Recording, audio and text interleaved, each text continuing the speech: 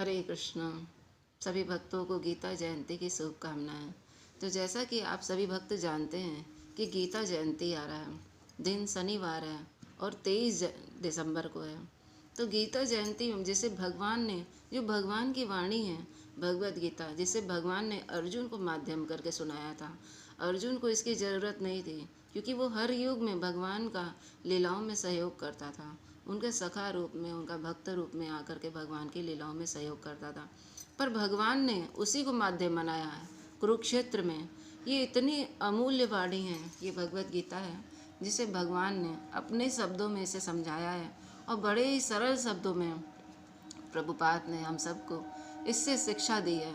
इसे जिसे नहीं समझ में आता है वो भी आराम से समझ सकता है।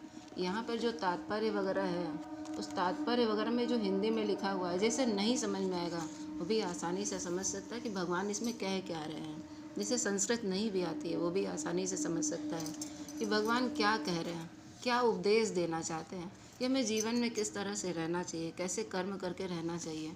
तो ये हमें भगवत गीता सिखाती है। जैसे आप इलेक्ट्रॉनिक का कोई सामान खरीदते हैं, उसके साथ एक छोटा सा मैनुअल बुक होता है। वो मैनुअल बुक, जैसे फ्रिज, टीवी, वॉशिंग मशीन, कोई भी चीज़ आप लेते हैं, उसके साथ एक मैनुअल बुक होता है। वो हमें बताता है कि इसे कैसे चलाना चाहिए, किस तरह से रखना चाहिए, क्या गारंटी वारंटी है। उसी प्रकार से ये भगवत गीता भी हमें ये शिक्षा देती है कि हमें कैसे अपने जीवन में रहना चाहिए, कैसे भक्ति योग, कर्म योग, ज्ञान योग, सबको ले करके कैसे चलना चाहिए, और हमें गृहस्थ में रह कर किस प्रकार से भगवान की भक्ति कर सकते हैं। सभी शास्त्रों का निचोड़ है ये भगवत गीता, जो भगवान स्वयं बोले हैं, यहाँ पर कोई लिखा हुआ नहीं है।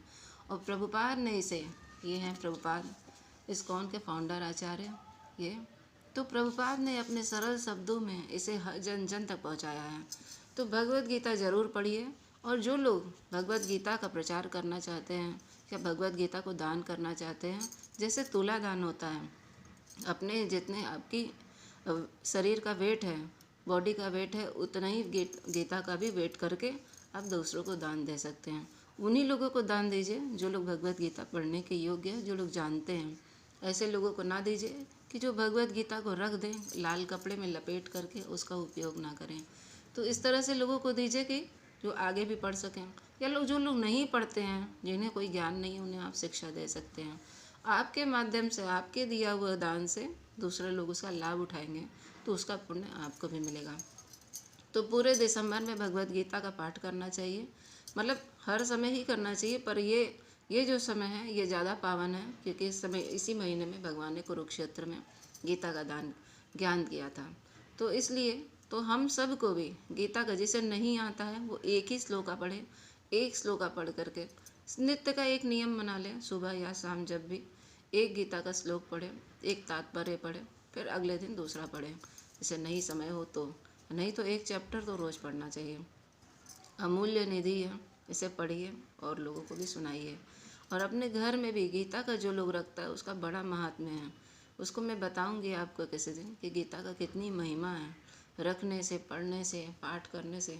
और ये नियम बनाइए कि भगवान को गीता का ये एक एक श्लोका, जो भी आप पढ़ रहे हैं, एक श्लोक, एक चैप्टर, दो श्लोका, तो उसे पढ़ करके भगवान को सुनाइए, भगवान के आगे बैठ करके उसे पाठ करिए, तो उसका ज़्यादा लाभ होगा।